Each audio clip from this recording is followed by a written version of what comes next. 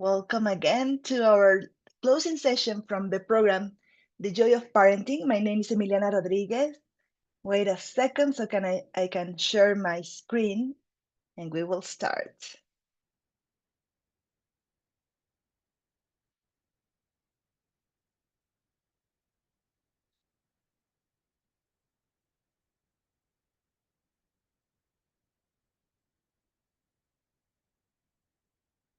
Okay, thank you for joining us. And as I mentioned before, my name is Emilia Rodriguez. It has been a pleasure to be your facilitator or instructor during this program. And now we're in our fourth and last session, closing this amazing program with so many institutions helping us to bring it to you. So thank you to Me for Joy, for the evidence-based parenting program, for the flourishing program at Harvard, for Research Schools International, Universidad de Navarra, the UNIR, Center for Character Project, and Fundación Azteca for making it possible. And to all of you who are connected or who are watching the video recording of this webinar. Today, as you know, the objective of this program is to really empower parents with these dispositions and skill to bring patience, serenity, and joy to your parenting, to promote a positive family climate, healthy relationships, and to support also the development of patience, serenity, and joy in your children to flourish and to have loving relationships.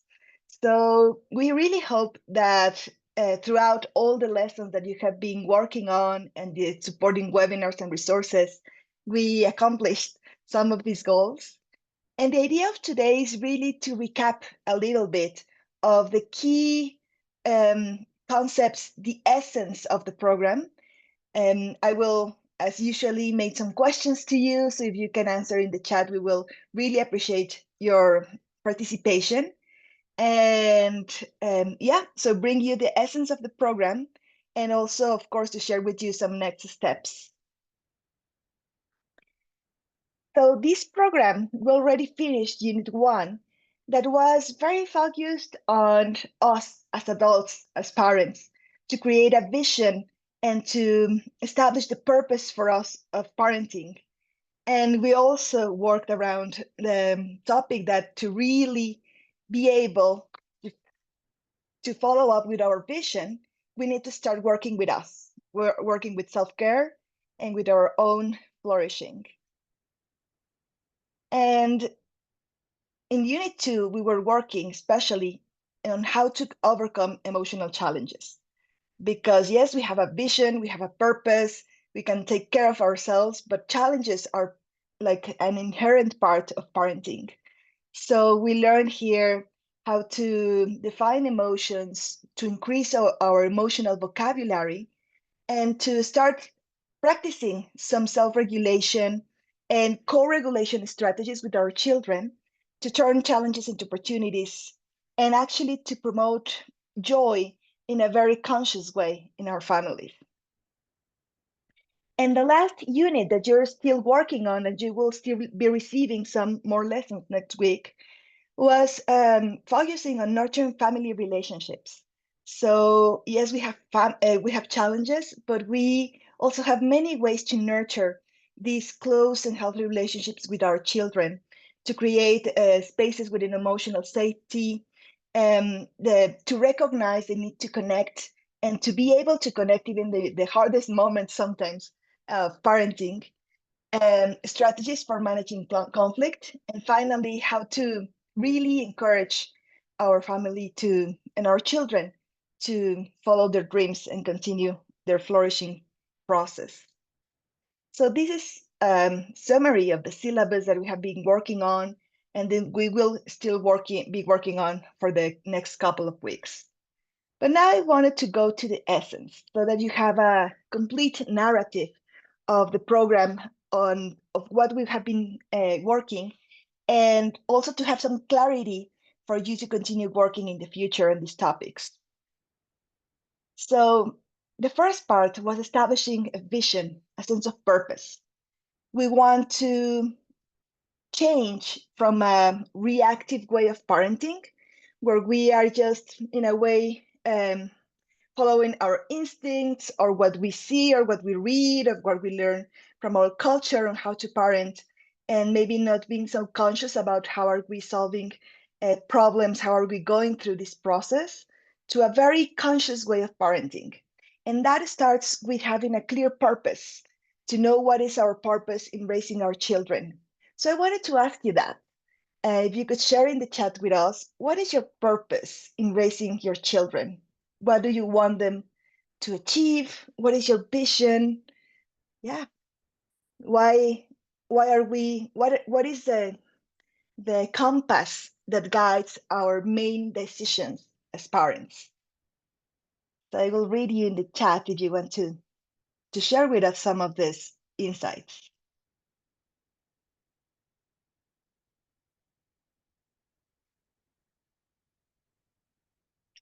This is actually something that we worked in Unit 1 at the beginning, very beginning of this program. We also worked around this topic when we were in our first webinar. What is the purpose of parenting or raising our children? And of course, we get many, many answers, and some of them are related to with love, which is beautiful, with bringing joy or happiness to our children. Some other that we receive a lot, for example, in Mexico, is that the wanting to protect them from suffering, right? We don't want our children to suffer. And this is one of the main drives for parenting, to protect our children from suffering. And here, Catherine is sharing with us life skills. Exactly. So something that we are considering in this program, Laurie, to raise a child who is resilient and able to contribute to the world. Beautiful. Thank you, Laurie. So yes, definitely. This is a shift that we wanted to create also in this program, that we sometimes want our children to be happy, or we want our children to not suffer. But the reality is that we cannot protect our children from suffering, right? Because the world just have so many challenges that we cannot protect them from. The waves, and this is just a metaphor of the waves of life that are constant, and they come and go and we don't have control from them. But what we can provide to our children is actually the life skills to be able to surf through the waves and challenges of life. And this is something that we can really contribute as parents. So all the vision of this program is that we can cultivate these life skills in ourselves, to model for them, and to be able to provide them with these skills.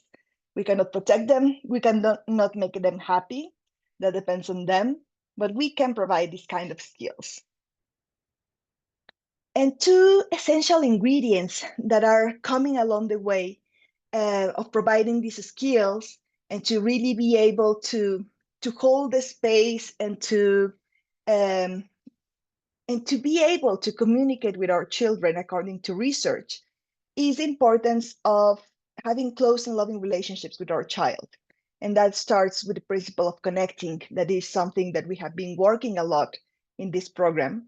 And the other thing is modeling this life skill, because these life skills, they cannot learn it from books, or maybe they will learn it from books, but when they are adults, but they actually take them from ourselves. So, for example, the ability to regulate themselves emotionally, they get it from what they see, not from what we say or from anything that it's in the TV or anything like that. They really learn how to self-regulate from how we self-regulate. They also learn self-confidence from how we talk to them and how we guide them through life. So that's why it's so important for us to invest in our own flourishing, to invest in our own, first of all, self-care, because we cannot give um, that things that we don't have. So self-care is a very important aspect of this program, and it's something that we encourage you to continue digging in and to continue practicing as part of your parenting vision, and to also work on our own social and emotional skills and the character development. So those are two essential elements in our program.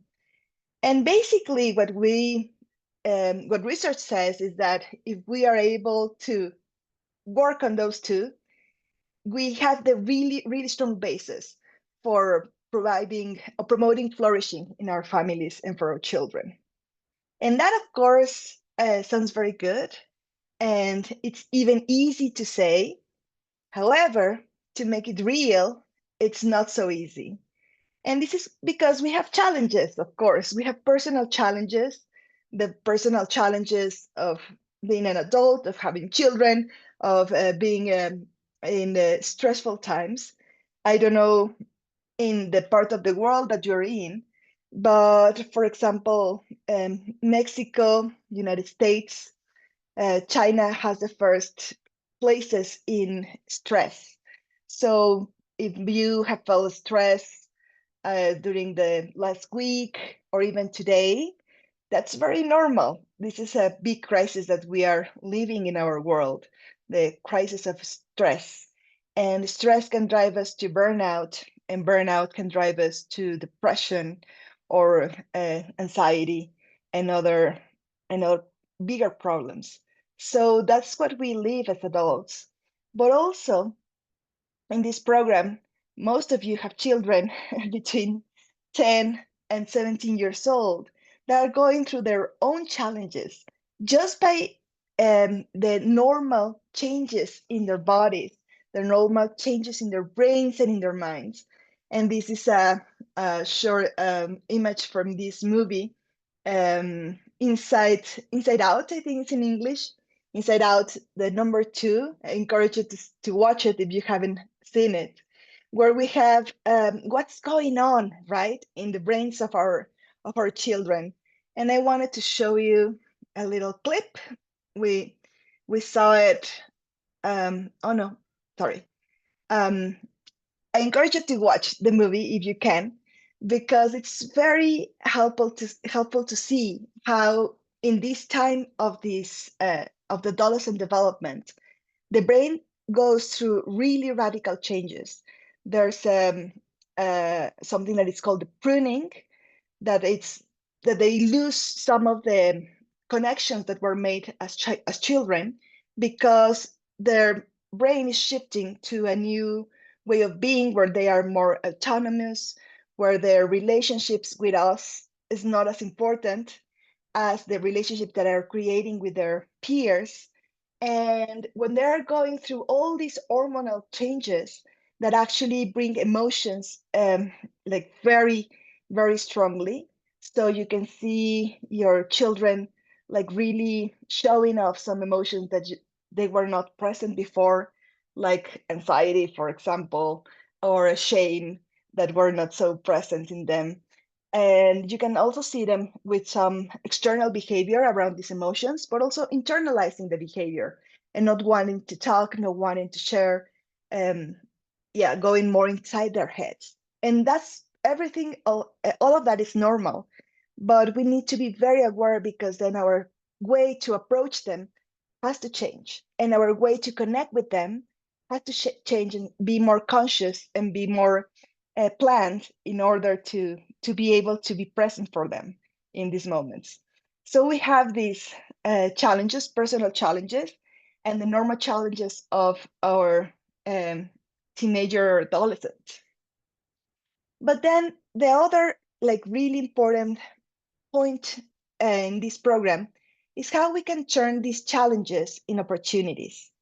So we usually see these challenges like, for example, emotional behavior in our child or withdrawing as moments that are very difficult for us, things that we have to correct immediately.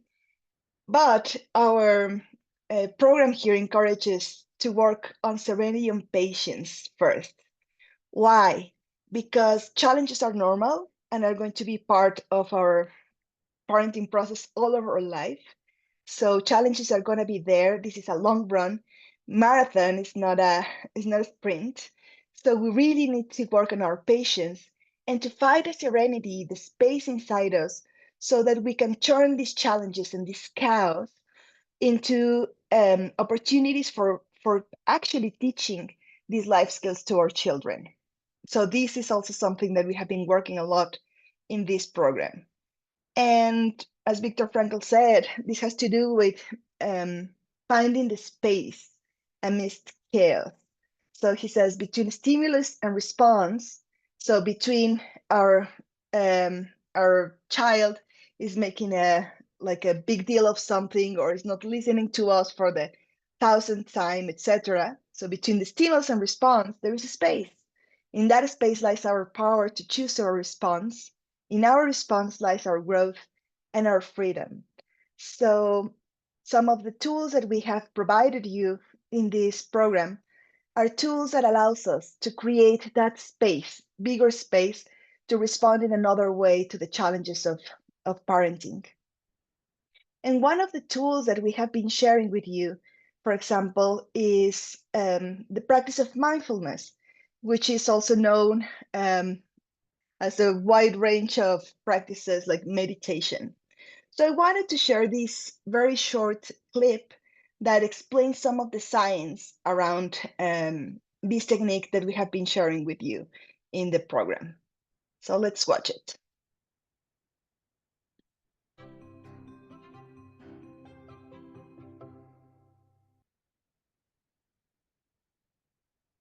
Despite what you may have heard, meditation does not involve joining a group, paying any fees, wearing any special outfits, sitting in a funny position, or believing in anything in particular. It is simple, secular, scientifically validated exercise for your brain.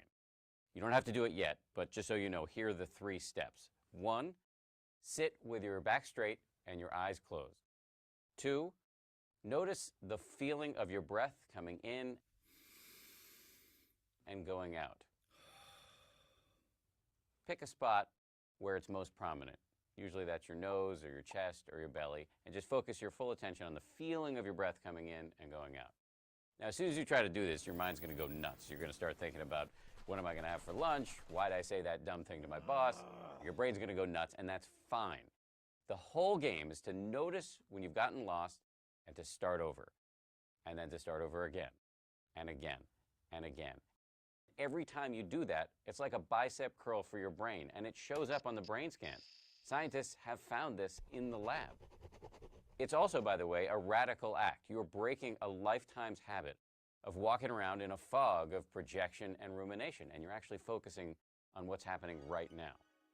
Meditation is unlike anything you do in the rest of your life. Failure is actually success. As I said, the whole game is just trying, failing, starting again, failing, starting again.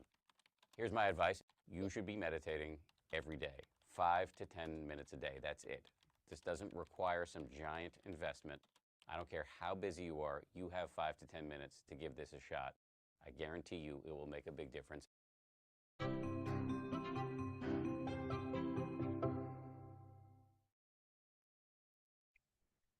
This very simple practice is something that has been studied by many researchers on the last years, and it really shows that it helps us. As the video said, we can measure the changes when we practice mindfulness practices in our brain, in our self-regulation systems, but it also improves health, physical health, mental health, and it's essential tool for the to be able to create that space and turn challenges into opportunities. So we really encourage you to continue your practice of mindfulness if you can.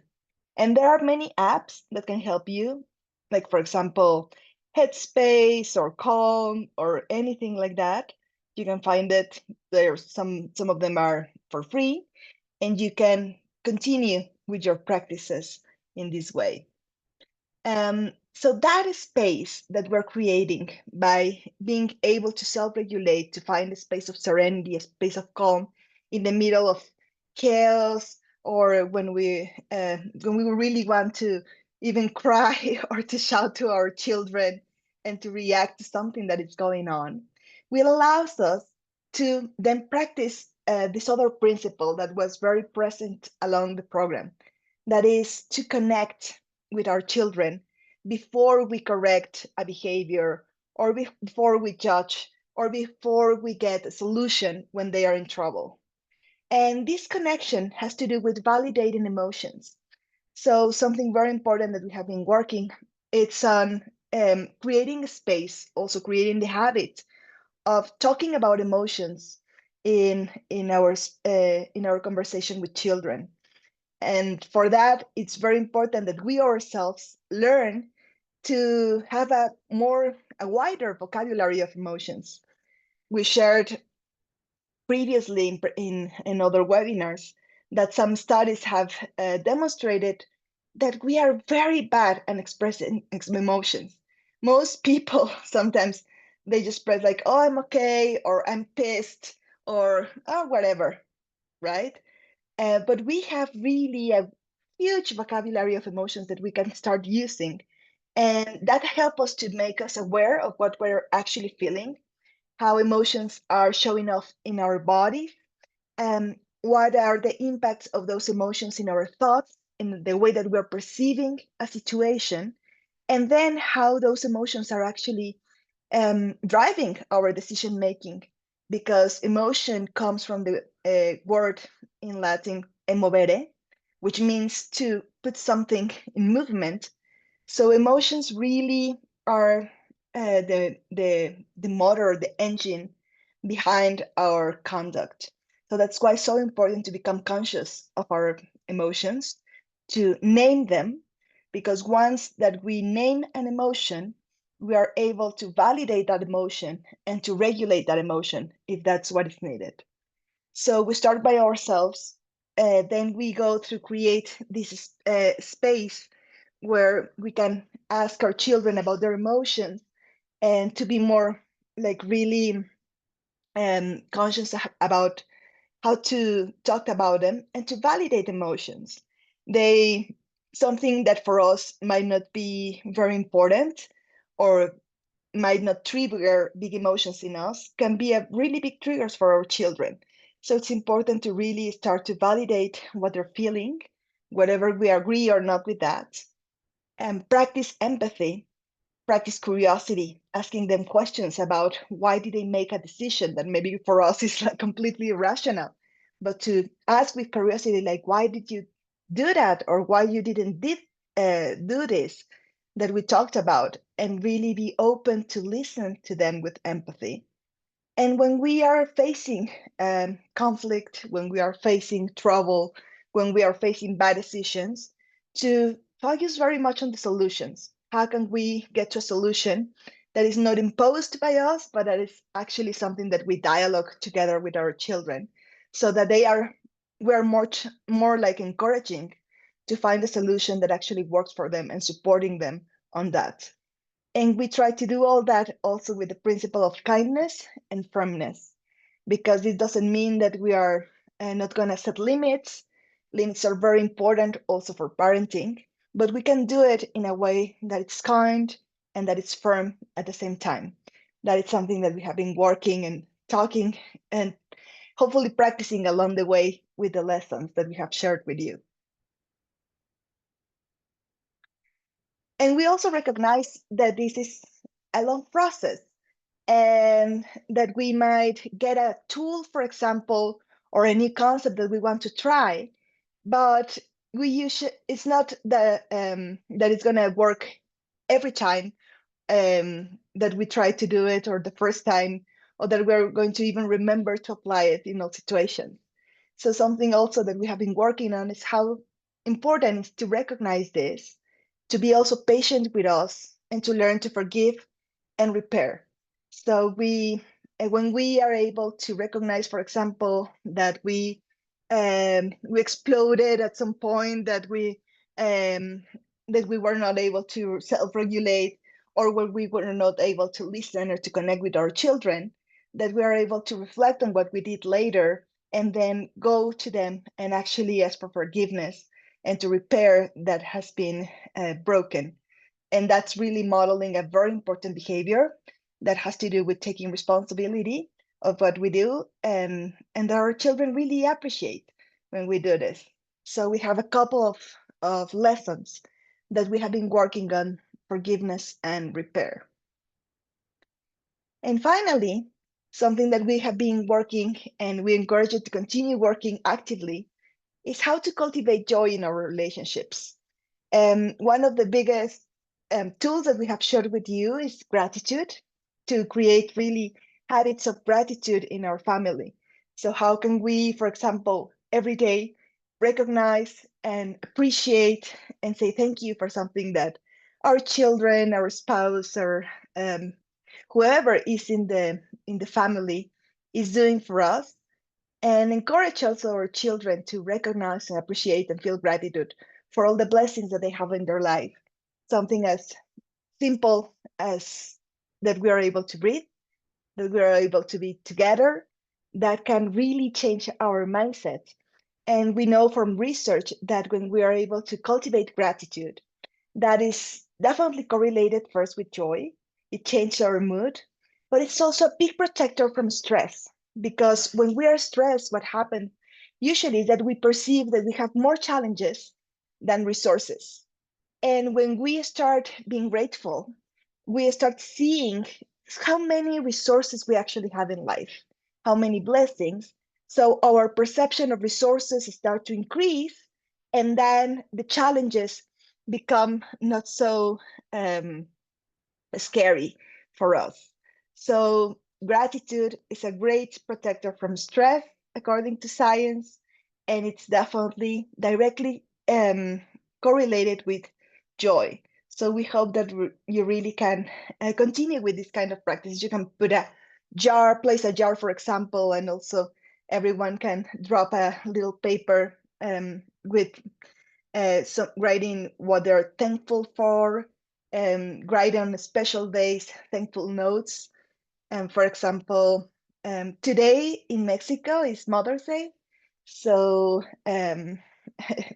happy Mother's Day for all of the mothers who are here listening to us or watching the video.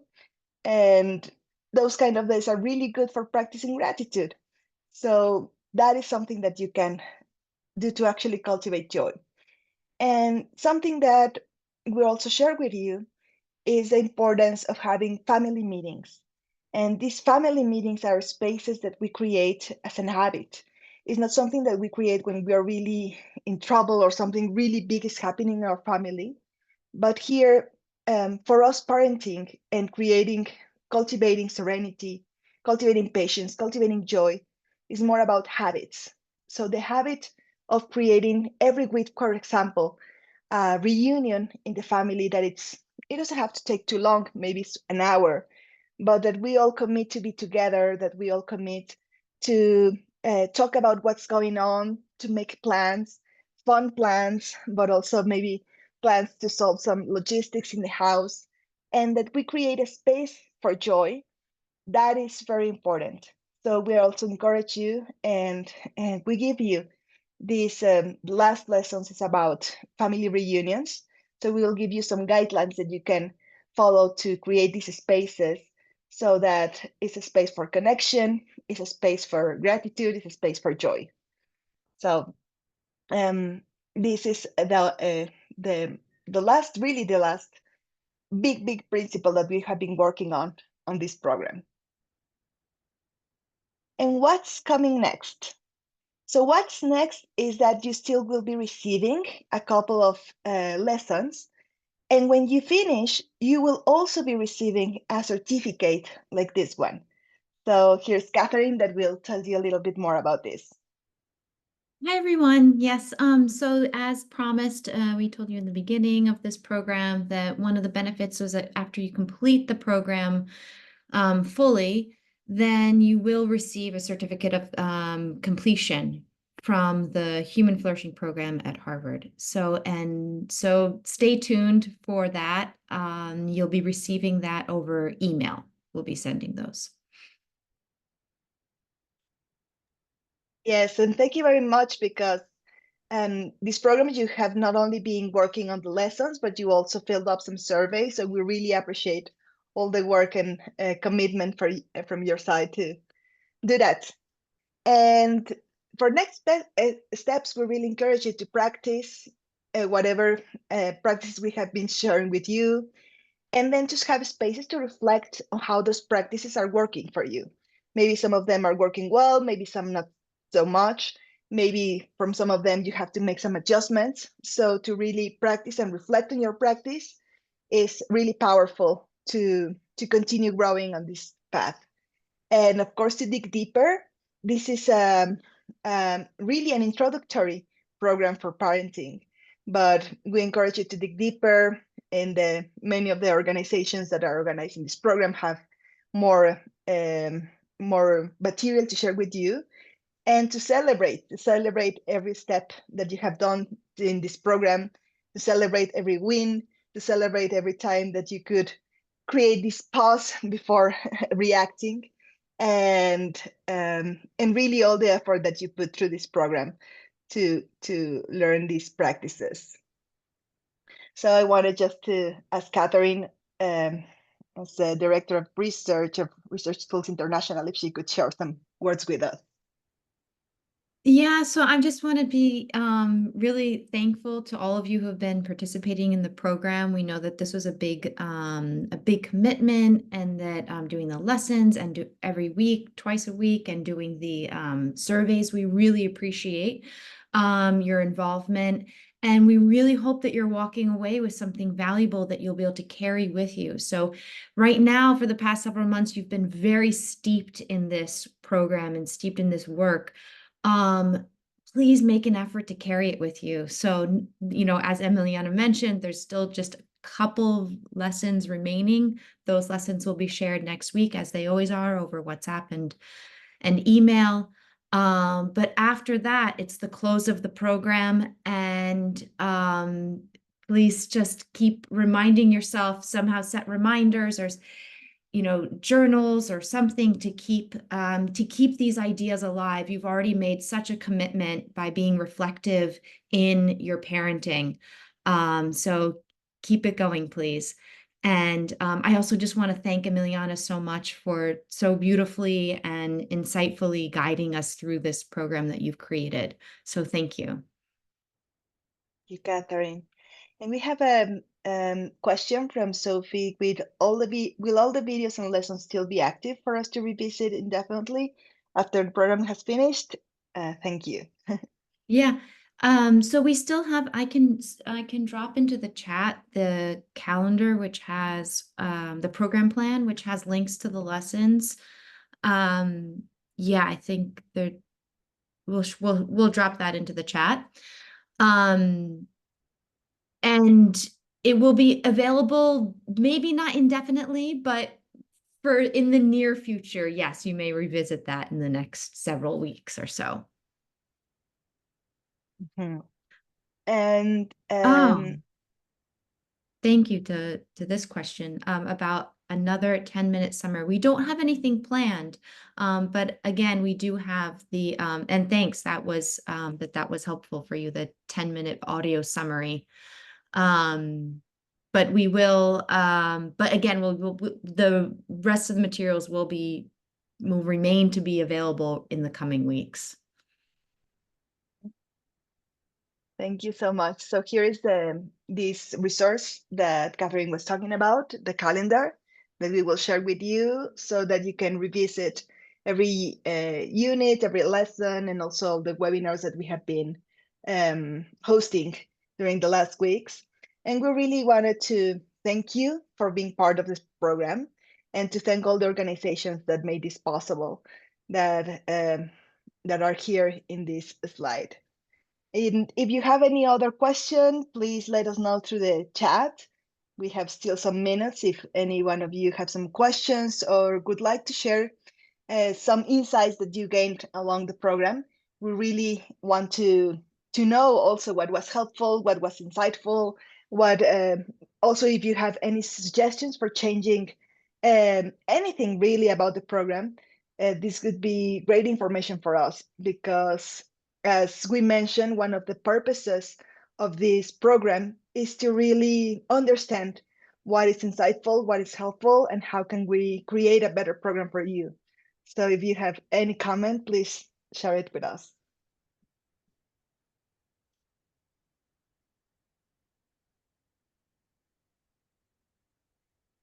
And for us, and for people who will be watching the video, also you can drop us an email, right, Catherine, to share with us any insight or any comment. We will really appreciate any of Yes, that. absolutely. And in that case, use the email address that we've been contacting you through with sharing the lessons and the survey links and everything. You could message that address. Great questions or suggestions for the program. And thank you so much for joining us. Thank you for these comments. This is really nice. Thank you. I think if there are not more questions, that we can close here. Wonderful. Okay, thank you so Take care, much. everyone. Thank you. Bye.